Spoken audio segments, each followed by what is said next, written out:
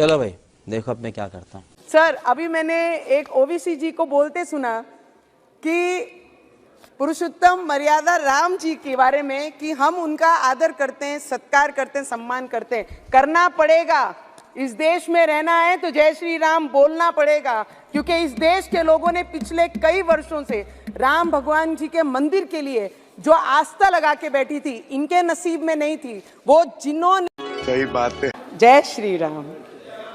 मैं अध्यक्ष महोदय जी, सभी ने कई वर्षों से सुन रहे हैं, हमारे तो लोगों का जन्म भी नहीं हुआ होगा, इतने वर्षों से राम जी का वनवास इस देश के प्रत्येक नागरिक ने, और हमने तो सोशल मीडिया के माध्यम से अभी पिछले कई वर्षों से हमने राम जी के मंदिर के बारे में, उनके इतिहास के बारे में सब पढ़ना लिखना सबने शुरू किया।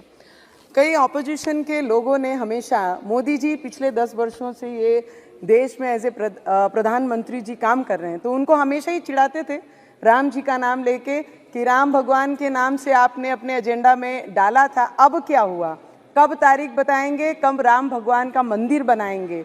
तो मुझे लगता है ऐसे बदनसीब लोग बहुत कम होते हैं दुनिया में जिनके पास 50-60 वर्ष रहने के बाद रामलला का मंदिर नहीं बना सके, ना ही राम भगवान को उनकी जगह पे स्थापित कर सके।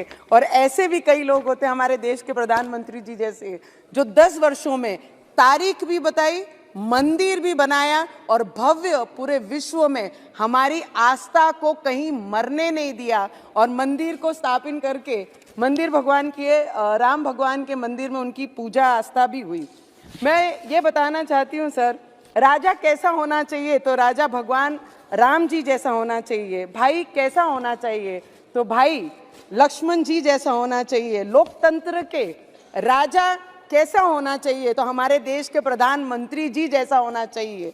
ये देश का बच्चा बच्चा कह रहा है सर, ये हमारी आवाज़ नहीं, इस देश में रहने वाला हर व्यक्ति जो भगवान में आस्था रखता है, जिनका विश्वास है राम भगवान जी के लिए, जिनकी आंखों में आस थी कि कोई ऐसा आएगा जिनके हाथ से ये होगा, और लोकतंत्र का मजबूत करने वाले भाई कैसे होने चाहिए, तो इस देश के गृह मंत्री अमित शाह जी जैसे होने चाहिए।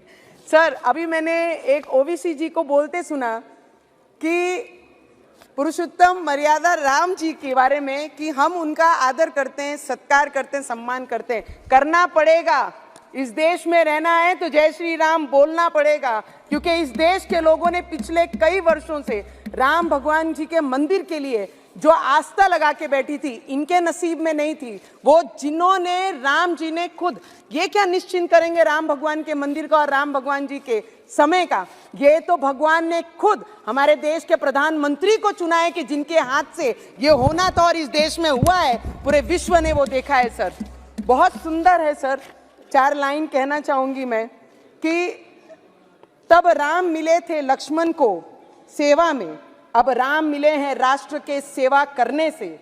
तब राम मिले थे भारत को शासन करने में, अब राम मिले हैं अपने राष्ट्र धर्म निभाने में। तब राम मिले थे बजरंग बली के सीने में, अब राम मिले हैं राम के नाम जप करने में। तब राम मिले थे शबरी की झूठे बेर खिलाने में, अब राम मिले हैं भूखे को भोजन करने से। तब राम मिले थे, और आज मैं इतना ही कहना चाहूंगी सर कि तब राम मिले थे अयोध्या को मर्यादाओं में, आज अब भी राम मिले हैं भारत के पहचान में। मैं इस देश के जितने भी सर, उस दिन जिस दिन राम मंदिर का स्थापना हो रहा था, हमारे राम लल्ला जब स्थापित हो रहे थे, उनकी पूजा हो रही थी, हर किसी के इस देश में रहने वाले की आंखों में वो आंसू थे कि आज तक हम अपने घरों में रह रहे हैं, हिंदुस्तान में रह रहे हैं, अपने छतों में हैं, पर जिस भगवान के आस्था पे ये पूरा देश चल रहा है, उनको ही हम उनका घर नहीं दे पाए। पर ये पिछले 10 वर्षों में जो चमत्कार इस देश ने किया है, आने वाले समय में वो उससे भी ज्यादा बड़ा चमत्कार हमारे देश के प्रधानमंत्री और जिनका भी योगदान ये मंदिर के लिए है, सभी कार सेवक, सभी संत, सभी महाराज, जिन्होंने भी आस्था बांध के रखी थी। ऐसे कई संत हैं जिन्होंने 35 वर्ष उस टीन के झोपड़े में रखकर राम जी की पूजा की है। तो मुझे लगता है उन सभी को दिल से नमन करना चाहूंगी। हम इतने बड़े नहीं कि उन्हें नमन भी कर पाए, क्योंकि जिनके रक्तों से वो एक एक ईंट बनी है, मुझे लगता है उनको नमन करने से उनका भुगतान नहीं होगा। पर इस पार्लियामेंट में हमारे देश के प्रधानमंत्री जी, हमारे देश के गृह मंत्री जी और जितने भी पार्लियामेंटेरियन यहाँ पर बैठे हैं, ये आज का इस टर्म का, इस समय का आखिरी पार्लियामेंट स्पीच हमारा सभी का है। तो सभी हमारे आदरणीय पार्लियामेंटेरियन से, आपसे स्पीकर साहब, हमारे बिरला साहब से, हमारे मंत्री जी से, सबसे मैं आशीर्वाद लेंगे कि इस मैदान में उतरे हैं तो जय श्री राम का नारा लेके फिर वो मैदान उसी तरीके से हमारे देश के प्रधानमंत्री फतेह करेंगे। इतनी ही प्रार्थना मैं राम भगवान से करती हूँ और सभी से आशीर्वाद लेती हूँ। जय श्री राम।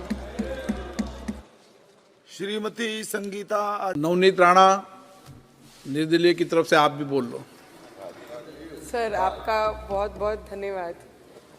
दिल में बटरफ्लाइज जैसा हो रहा है कि आखिरी दिन है और सभी के दिलों में एक अलग सी धक-धुक है। पर मैं इस सभागृह के बारे में ज़रूर कहना चाहूँगी सर, आपके बारे में, कि इस पार्लियामेंट में आने के बाद जब फर्स्ट दिन हम बोलने की तैयारी कर भी नहीं रहे थे, तब कई सीनियर लीडर्स के आजू बाजू बैठकर सुनने की कोशिश कर रहे थे। तो उन्होंने कहा कि आप निर्दलीय हैं, पहली टाइम है, तो आप लिख के आपका नाम दीजिए सर। तब शुरू किया, पर इस पार्लियामेंट में और आपने सर हम लोगों को ये महसूस नहीं होने दिया कि हम फर्स्ट टाइम यहाँ पे पार्लियामेंट में आए हैं और अपने क्षेत्र के बारे में बहुत अलग तरीके से और सभी चीज़ें, ज़रूरत जो थी मेरे क्षेत्र को, वो यहाँ पर बहुत अच्छी तरीके से रखें।